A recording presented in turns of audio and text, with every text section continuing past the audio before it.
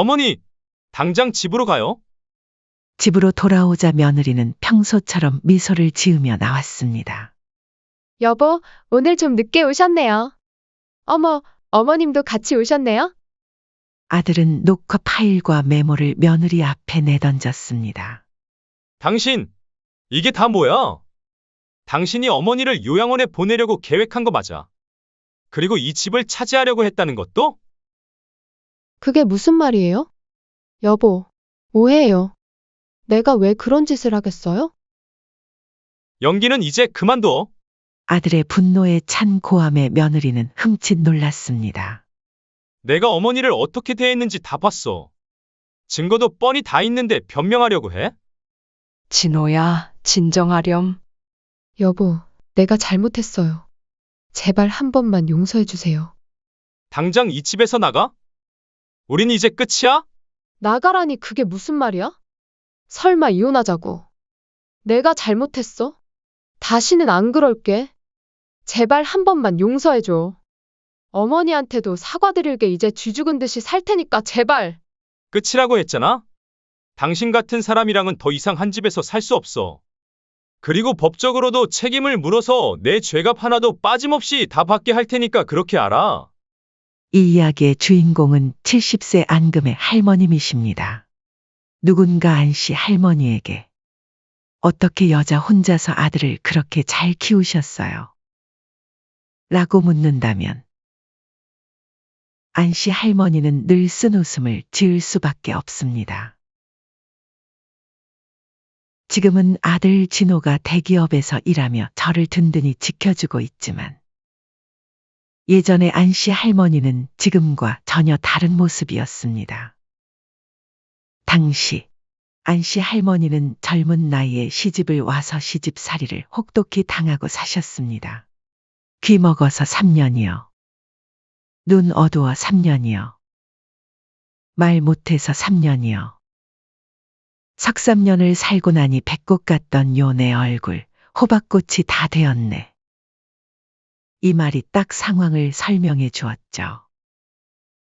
시어머니는 노산으로 막내 아들을 늦게 낳으셨는데 안씨 할머니는 시집 오자마자 그 막대 도련님의 육아까지 떠맡아야 했습니다. 어머님은 내가 애 키우는 손맛이 있다. 몇 끊임없이 일을 맡기셨습니다.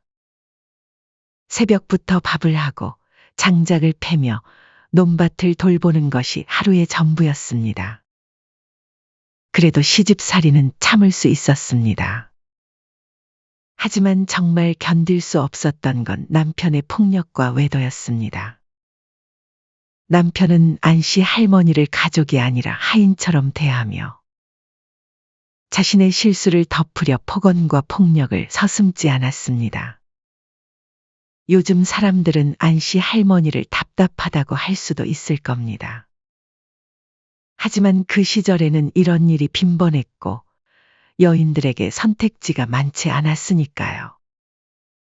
하지만 안씨 할머니는 아들을 보며 깨달았습니다. 이런 환경에서 이 아이를 키우는 건 아들에게도 자신에게도 결코 좋은 선택이 될 수 없다는 걸요. 아들의 손을 잡고 집을 도망쳐 나온 날, 안씨 할머니는 두려움 반, 희망 반이었습니다. 당시 초등학생이던 아들은 오히려 안씨 할머니를 위로하며 어머니, 저 걱정하지 마세요.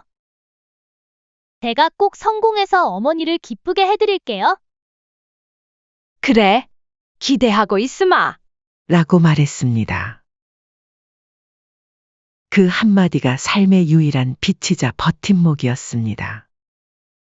안씨 할머니는 중학교 졸업도 미처 하지 못했지만 아들을 위해서는 무슨 일이든 할 수 있었습니다. 식당 주방에서 설거지를 하고 청소부로 새벽을 시작하며 낮에는 요구르트 배달과 화장품 방문 판매까지 겸했습니다. 손이 트고 갈라져도 설거지를 멈출 수 없었고 발목이 붓고 아파도 서빙 일을 포기할 수 없었습니다. 그렇게 번 돈은 한 푼도 허투루 쓰지 않았습니다. 월급은 꼬박꼬박 적금에 넣었고 시장 막바지에 나가 시든 채소를 싸게 사서 김치를 담그며 반찬 값을 아꼈습니다. 난방비를 아끼려 연탄불을 지피고 장작을 쪼개 넣어 쓰기도 했습니다. 옷은 골목시장 세일 기간을 기다려 샀고 달걀 하나라도 조금 더 저렴한 곳을 찾아다녔습니다. 이런 절약과 노력 덕분일까요? 10년 전 안씨 할머니는 서울 근교의 작은 아파트를 장만할 수 있었습니다. 개발 소식조차 없던 그곳은 운 좋게도 지하철이 들어서면서 집값이 크게 올랐습니다. 아들이 대학에 합격했을 때도 모아둔 돈으로 등록금을 낼 수 있었기에 얼마나 감사했는지 모릅니다. 아들은 안씨 할머니의 노력을 누구보다 잘 알았습니다. 허튼 짓 한 번 없이 착실하게 자란 아들은 공부도 잘했지만 무엇보다 주변 사람들을 배려할 줄 아는 따뜻한 아이였습니다. 명문대에 입학하고 대기업에 취직한 후에도 그 마음은 변함이 없었죠. 아들이 대기업에 입사한 날 아들은 이렇게 말했습니다. 어머니, 이제 제가 대기업에 취직했어요. 앞으로는 제가 어머니를 지킬게요. 이제 그만 쉬셔도 돼요. 그 순간의 기쁨과 안도감은 지금도 잊을 수 없습니다. 그렇게 아들은 회사에서도 능력을 인정받으며 빠르게 승진했고 더없이 자랑스러운 아들로 자랐습니다. 아들 진호가 번듯난 대기업에 다니면서도 결혼할 생각은 커녕 연애조차 하지 않아 걱정이 많은 때였습니다. 그러던 어느 날 아들이 소개팅으로 만난 여자가 있다며 조심스럽게 이야기를 꺼냈습니다. 같은 지역 은행에서 근무하는 사람이라고 했습니다. 어머니, 수진이라고 요즘 만나는 사람 있어요. 정말 괜찮은 사람이에요. 저도 드디어 결혼하고 싶은 사람이 생긴 것 같아요. 진호의 목소리는 설렘으로 가득 차 있었습니다. 안씨 할머니는 솔직히 너무 이른 거 아닌가 하는 생각이 들었습니다. 만난 지 채 6개월도 되지 않은 시점에서 결혼을 이야기하니 걱정이 앞섰죠. 그러나 아들이 그렇게까지 간절히 원하니 결국 그의 뜻을 받아들였습니다. 처음 뵙겠습니다, 어머님. 오빠한테 듣던 대로 정말 고우세요. 며느리 수진이는 첫인상부터 나쁘지 않았습니다. 예쁘고 쾌활한 외모에 밝고 활발한 성격으로 사람을 기분 좋게 만드는 매력이 있었죠. 이래서 아들이 빠졌구나 단박에 알 수 있었습니다. 며느리는 결혼 준비를 하면서도 안씨 할머니를 배려하는 듯한 모습을 보여주어 안심하려고 애썼습니다. 하지만 안씨 할머니는 어딘가 묘하게 찝찝한 기분을 떨칠 수 없었습니다. 아들이 결혼한 뒤 안씨 할머니는 홀로 남은 삶에 익숙해지려 애썼습니다. 아들은 결혼 전부터 어머니와 함께 살기를 원했지만 안씨 할머니는 단호히 거절했습니다. 신혼부부가 시어머니를 의식하고 불편하게 지낼까 걱정한 때문입니다.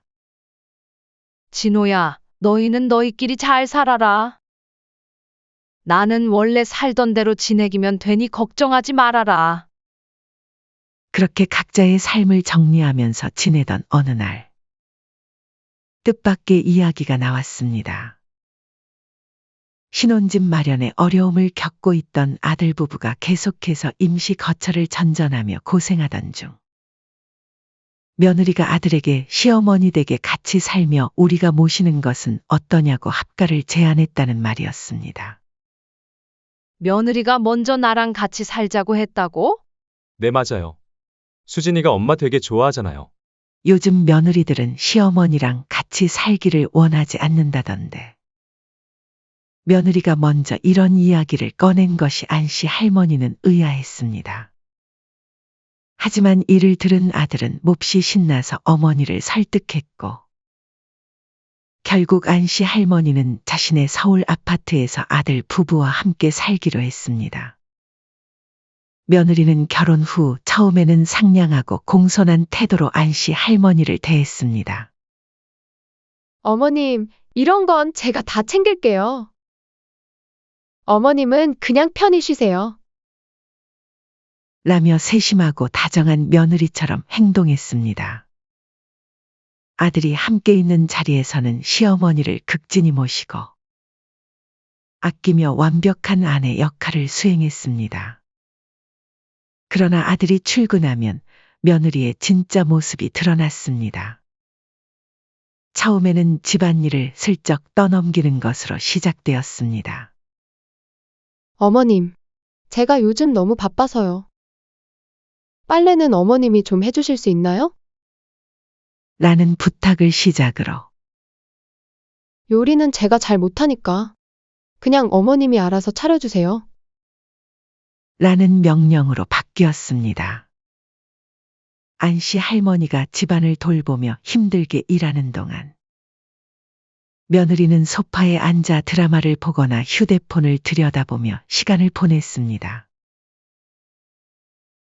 시어머니가 준비한 음식을 먹으면서도 다음엔 간을 조금 더 맞춰주세요. 요즘은 건강식이 대세잖아요. 라며 잔소리를 덧붙이는 일이 잦아졌습니다. 젊은 부부가 바쁜 생활 속에서 힘들어할 거라 생각해 기꺼이 도왔지만 며느리는 점차 모든 집안일을 시어머니에게 떠넘겼습니다. 시간이 흐르면서 며느리의 행동은 점점 더 교활해지고 대담해졌습니다. 어느 날은 안씨 할머니가 아끼던 오래된 가구들을 멋대로 치워버리고 집안을 새로 꾸며 놓았습니다. 어머님, 이 집은 제가 관리하고 있으니 요즘 스타일로 바꿔보려 했어요. 어머님도 이런 게 더 보기 좋잖아요? 며느리는 아무렇지 않게 웃었지만 안씨 할머니는 그 자리에서 할 말은 많았지만 일을 참느라 애를 써야 했습니다. 더욱 충격적인 사건은 며느리가 낮에 친구들을 초대하며 벌어졌습니다. 그날 아침 며느리는 전날 밤늦게까지 청소하고 빨래까지 했던 시어머니에게 다가와 이렇게 말했습니다. 어머님, 오늘 제 친구들이 점심 먹으러 올 거예요. 전날 얘기했는데 깜빡하셨나 봐요? 점심 준비랑 간식거리도 좀 부탁드릴게요. 친구들이? 갑자기 당일에 말하면 너무 당황스러운데. 어머님, 건망증이 심해지시나 봐요. 제가 분명히 말씀드렸는데, 신혼집이면 집들이도 해야죠. 아무리 시어머니라도 집에 제 친구들도 못 오게 하는 건 너무하신 거 아니에요? 안씨 할머니는 어제 그런 말을 들은 적이 없다는 걸 분명히 기억했지만 아침부터 며느리와 실랑이를 벌이고 싶지 않아 말없이 부엌으로 향했습니다. 그런데 몇 시간이 지나 친구들이 도착하자 거실에서 들려오는 며느리의 목소리가 더욱 날카로워졌습니다. 어머님, 아직 안 나가셨나요? 제가 아침에 친구들 온다고 말씀드렸잖아요? 그 말을 듣는 순간 안씨 할머니는 온몸이 굳는 듯한 충격을 받았습니다. 자신이 집주인임에도 불구하고 마치 얹혀 사는 사람처럼 내쫓기고 있는 현실이 믿기지 않았습니다. 하지만 며느리의 친구들 앞에서 크게 뭐라고 한다면 그 자리에서 자신을 시집살이시키는 못된 시어머니로 몰아갈 것이 뻔할 것입니다. 하지만 며느리는 거기서 그치지 않았습니다. 어머님, 제발 좀 빨리요. 친구들이 다 와서 기다리고 있잖아요. 얘들아, 이거 다 내가 만든 거야. 아침부터 힘들어 죽는 줄 알았다, 얘. 많이 먹어.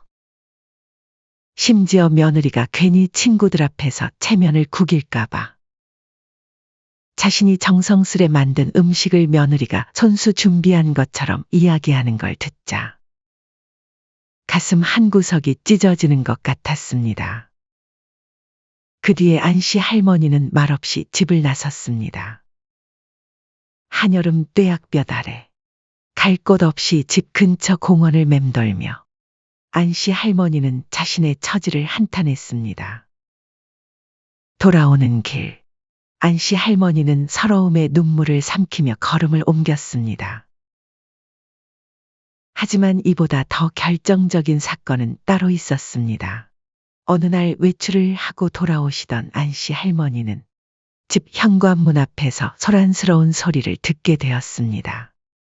바로 며느리와 친구의 통화 소리였습니다.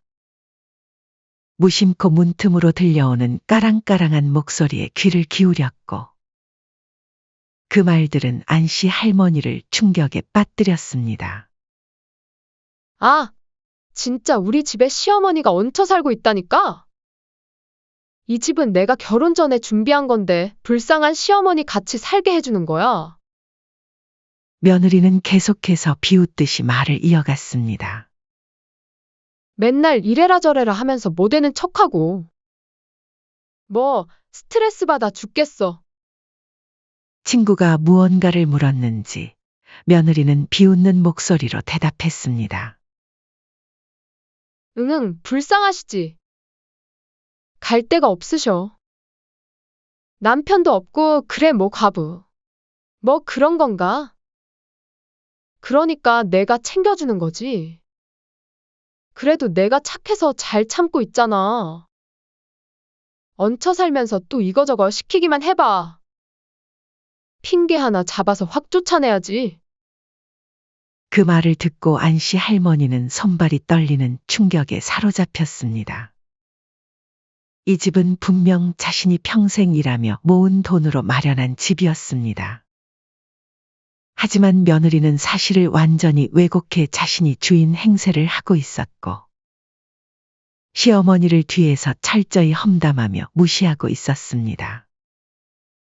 그 순간 안씨 할머니는 참을 수 없는 배신감을 느꼈습니다. 손발이 떨리고 가슴이 답답해져 잠시 숨을 고르며 마음을 진정시키려 했습니다.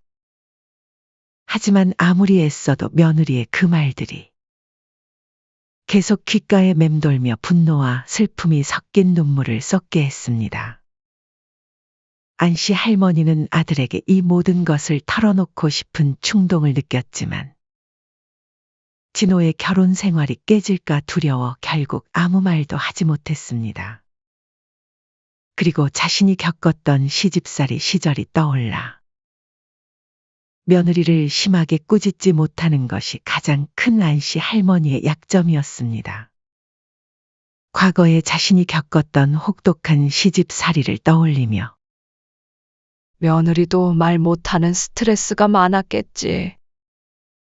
시모 모시고 사는 게 쉬운 일인가?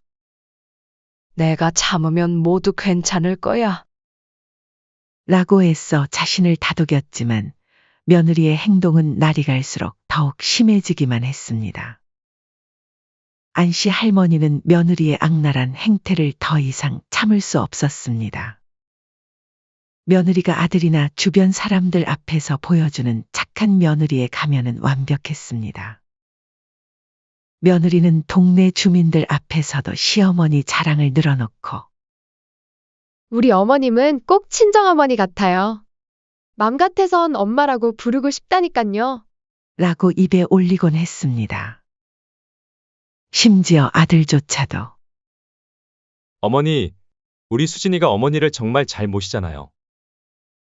사이도 좋으신 것 같아서 다행이에요. 보기 좋아요.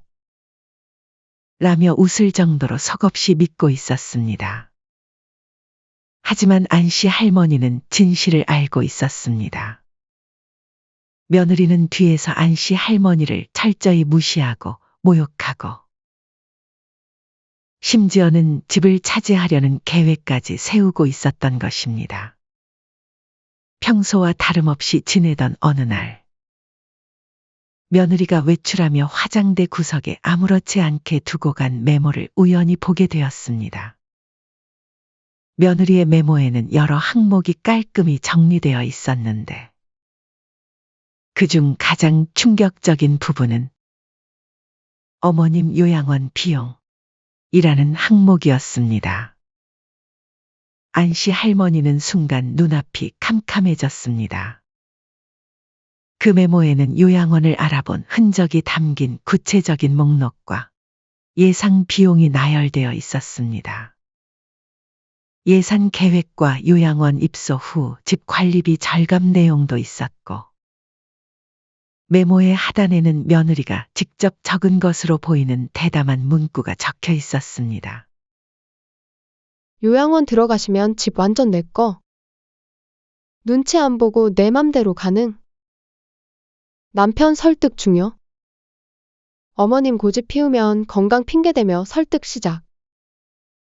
안씨 할머니는 메모를 읽으며 숨이 멎을 듯한 충격을 받았습니다.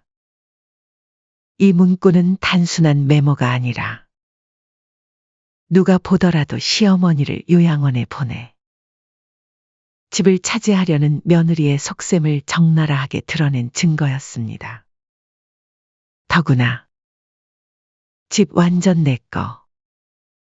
눈치 안 보고 내 맘대로 가능. 이라는 말에 며느리가 이 집을 자신의 것으로 완전히 차지하려는 까만 속내가 완전히 드러난 것이었습니다. 아이고 두야. 아이고 하나님, 이게 대체 뭔 일이야?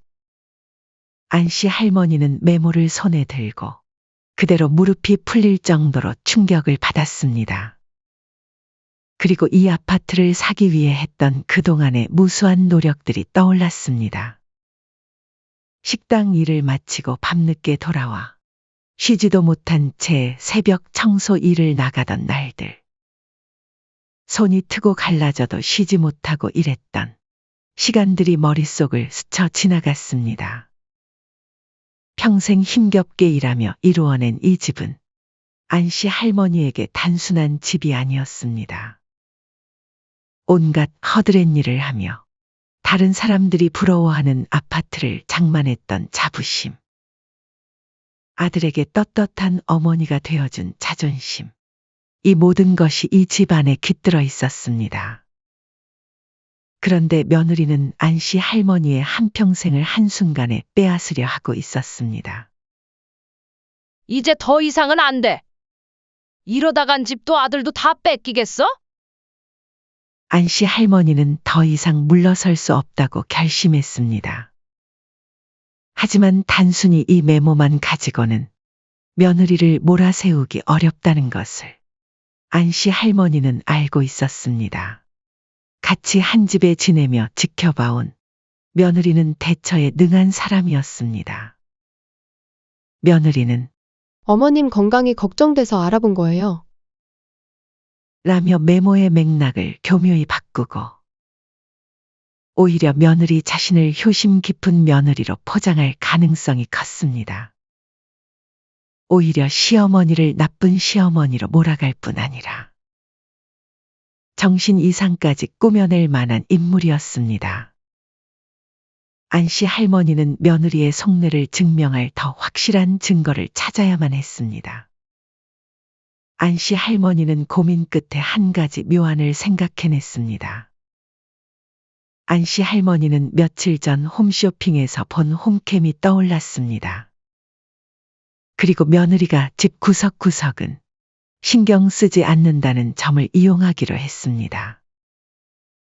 안씨 할머니는 대형마트에서 산 작은 홈캠을 거실 책장 구석, 화분 뒤, 장식장 사이에 교묘하게 설치했습니다. 며느리는 매일 화장을 고치고 옷매무새를 다듬느라 바빴지만 청소나 구석진 곳은 한 번도 신경 쓰지 않았기에 카메라가 발각될 리는 없었습니다. 며칠 후 며느리는 평소처럼 시어머니를 구박하며 집안일을 떠넘기기 시작했습니다.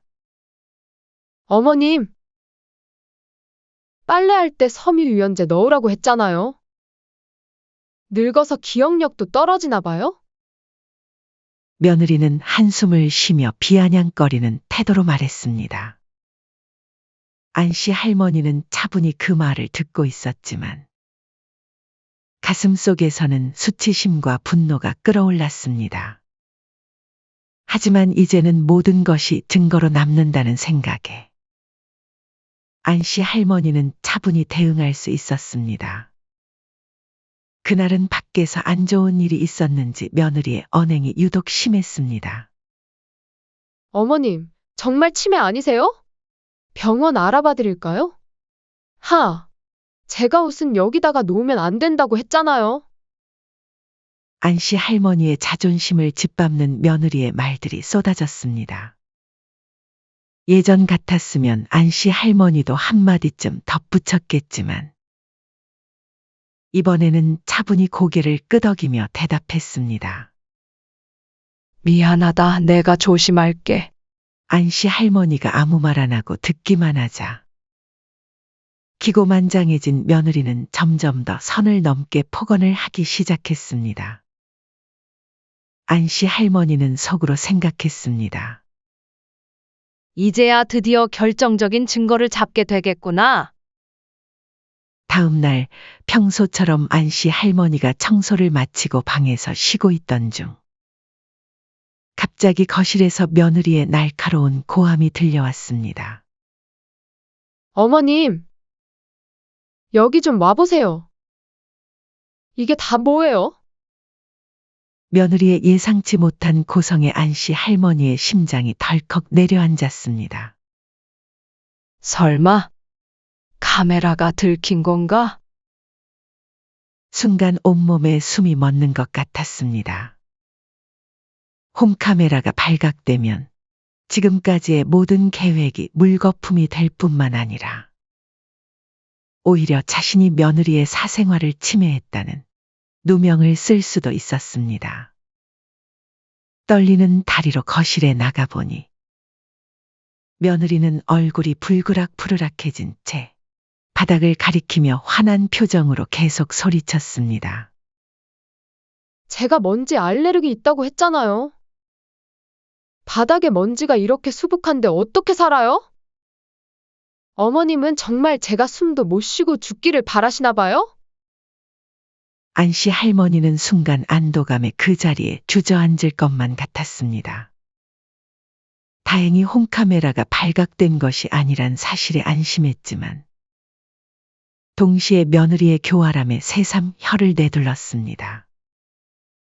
방금 전까지 꼼꼼히 청소했던 바닥이었기에 며느리의 이런 트집 잡기가 더욱 가혹하게 느껴졌습니다. 안씨 할머니는 아무 말 없이 고분고분 빗자루를 들고 청소를 시작했습니다. 일주일 동안 안씨 할머니는 녹화된 영상을 확인했습니다. 홈카메라에는 며느리의 폭언, 집안일을 떠넘기는 모습, 그리고 며느리가 집에서 시어머니를 쫓아내려는 듯한 언행이 고스란히 담겨 있었습니다.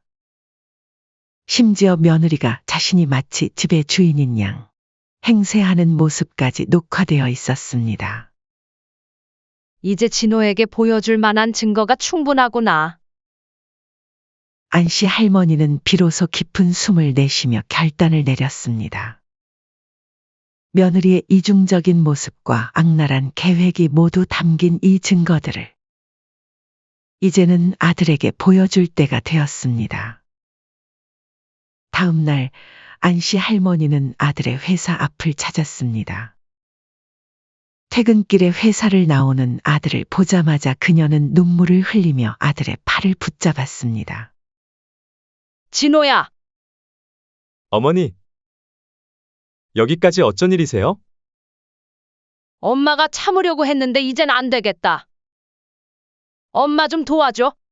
며느리가 나한테 무슨 짓을 했는지 너도 알아야 해. 눈물이 안씨 할머니의 볼을 따라 흐르며 말끝마다 떨림이 섞여 있었습니다. 깜짝 놀란 아들은 어머니를 부축해 근처 카페로 데려갔습니다. 안씨 할머니는 떨리는 손으로 가방에서 홈카메라 녹화 파일과 수진이 남긴 메모를 꺼냈습니다. 아들은 화면을 보며 경악을 금치 못했습니다. 어머니 치매 아니세요? 라며 비아냥거리는 며느리의 목소리가 영상 속에서 선명하게 들렸습니다. 그 외에도 며느리가 안씨 할머니를 구박하며 무시하는 장면이 고스란히 담겨 있었습니다. 그리고 메모까지 이 모든 것은 명백히 며느리가 이 집을 차지하기 위해 어머니를 내쫓으려는 계획임을 보여주고 있었습니다. 어머니, 이런 일이 있으셨다니. 왜 이제야 말씀하신 거예요? 아들의 목소리가 떨렸습니다. 널 위해서였단다. 내 결혼 생활이 망가질까봐. 하지만 이제는 도저히 못 참겠어. 엄마 너무 힘들어. 어머니가 저한테 제일 소중하단 걸 왜 모르세요? 이렇게 당하고 사시는 줄도 모르고 난 도대체.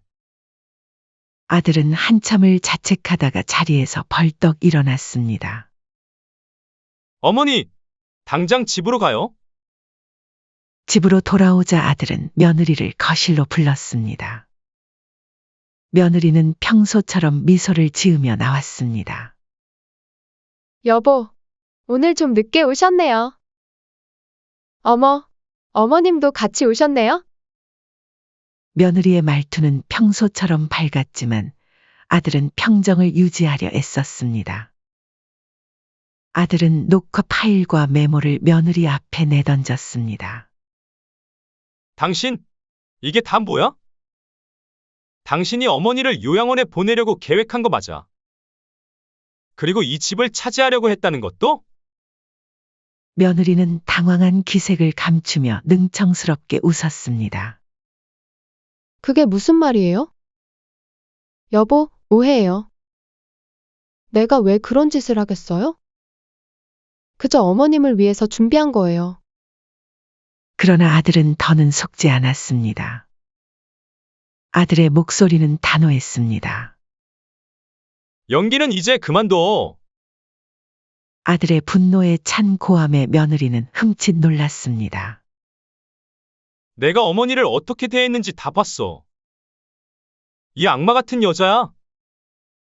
이 집은 어머니가 평생 고생해서 마련한 집이야. 근데 너가 여기서 집주인 행세하며 어머니 학대해놓고 증거도 뻔히 다 있는데 변명하려고 해. 안씨 할머니는 아들의 분노하는 모습에 마음이 아팠습니다. 진호야, 진정하렴. 아들의 단호한 태도와 증거 앞에서 며느리는 더는 거짓말을 이어갈 수 없었습니다. 며느리는 울음을 터뜨리며 아들의 다리에 매달렸습니다. 여보, 내가 잘못했어요. 제발 한 번만 용서해 주세요. 하지만 아들의 눈빛은 차가웠습니다. 당장 이 집에서 나가? 우린 이제 끝이야? 나가라니 그게 무슨 말이야? 설마 이혼하자고. 여보, 내가 잘못했어. 다시는 안 그럴게. 제발 한 번만 용서해 줘. 어머니한테도 사과드릴게. 이제 쥐 죽은 듯이 살 테니까 제발. 하지만 아들은 흔들리지 않았습니다.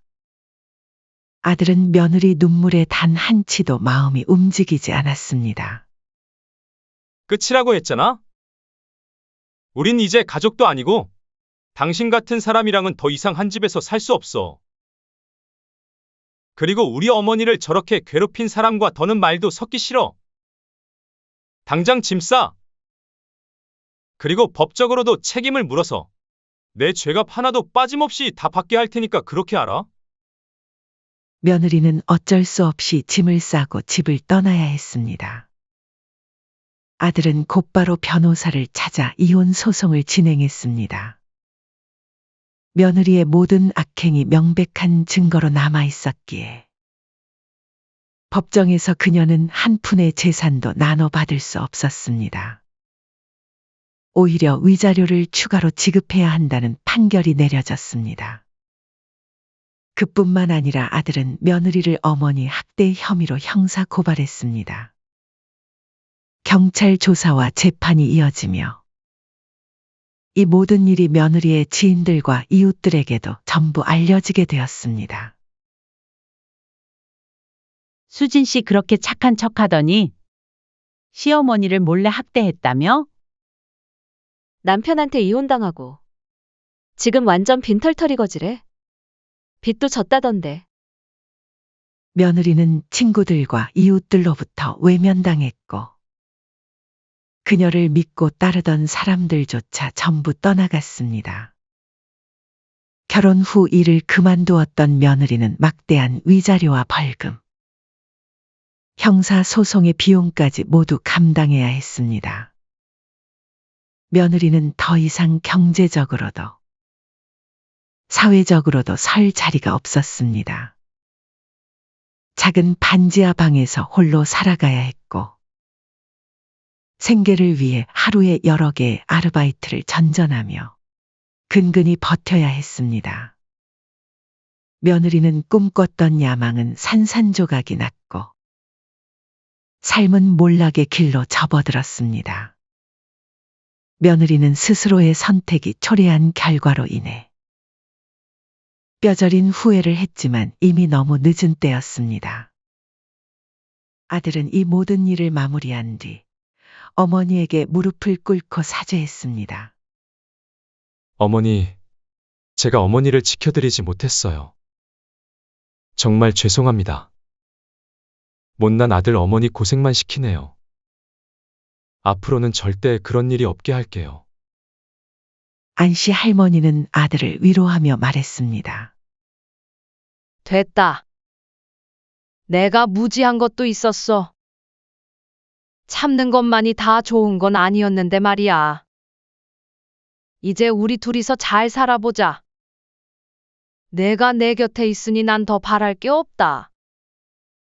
아들은 어머니와 함께 살며 진정으로 그녀를 모시겠다고 다짐했습니다. 안씨 할머니는 비록 많은 고난을 겪었지만 이제는 평화롭고 행복한 일상을 되찾았습니다. 두 모자는 이제 새로운 시작을 다짐하며 평화롭고 행복한 일상을 되찾았습니다. 한편 모든 일이 마무리되어 갈 무렵 생각지도 못한 일이 벌어졌습니다. 며느리의 친정어머니가 초췌한 모습으로 안씨 할머니를 찾아온 것입니다. 사돈, 제발 우리 딸 좀 살려주세요. 친정어머니는 현관문이 열리자마자 그 자리에 무릎을 꿇었습니다. 며칠 새 살이 쪽 빠진 얼굴이었습니다. 평소 곱게 차려입기로 유명하던 사돈은 머리도 단정치 않았고 앙상한 얼굴로 엉엉 울었습니다. 비록 이혼해서 남이 되긴 했어도 한때는 며느리였고 가족이지 않았습니까? 부디 형사고발만큼은 다시 생각해 주세요. 우리 딸이 감옥 가고 전과자가 되는 것만큼은 제발 한 번만 봐주세요. 친정어머니는 안씨 할머니의 손을 붙잡고 애원했습니다. 제가 다 죄인입니다. 딸 잘못 키운 제가 죄인이에요. 잡아갈 거면 절 잡아가세요. 우리 딸은 말을 잇지 못하고 흐느끼는 친정어머니를 보며 안씨 할머니는 마음이 복잡해졌습니다. 분명 며느리의 행동은 용서할 수 없는 것이었습니다. 하지만 눈앞에서 딸의 앞날을 위해 애원하는 어머니의 모습은 안씨 할머니의 마음을 흔들어 놓았습니다. 저 어머니의 심정도 내 마음과 다르지 않을 텐데. 이를 들은 아들은 며느리를 절대 용서하지 말라 했습니다. 그도 그럴 것이 안씨 할머니를 괴롭힌 것도 모자라 집까지 빼앗으려 했으니까요. 하지만 한편으로는 젊은 나이에 전과자가 된다면 앞으로의 인생이 얼마나 험난할지 그 생각이 자꾸만 맴돌았습니다. 내가 용서하면 내 아들 진호가 또 얼마나 섭섭해할까. 하지만 이대로 가면 저 어머니의 가슴에 평생 대못을 박는 거나 다름없을 텐데. 안씨 할머니는 깊은 한숨을 내쉬었습니다. 여러분이라면 어떻게 하시겠어요? 며느리의 모든 잘못을 용서하고 형사고발을 취소해줘야 할까요? 아니면 이대로 끝까지 가야 할까요? 전 아직도 망설여지네요. 이게 참 쉽지 않은 결정인 것 같아요. 복수는 달지만 용서는 더 큰 용기가 필요한 것 같네요. 답을 찾기가 쉽지 않습니다. 좋은 의견 있으시면 댓글로 꼭 한 말씀 부탁드립니다. 사연은 여기까지였습니다. 시청해 주셔서 감사합니다.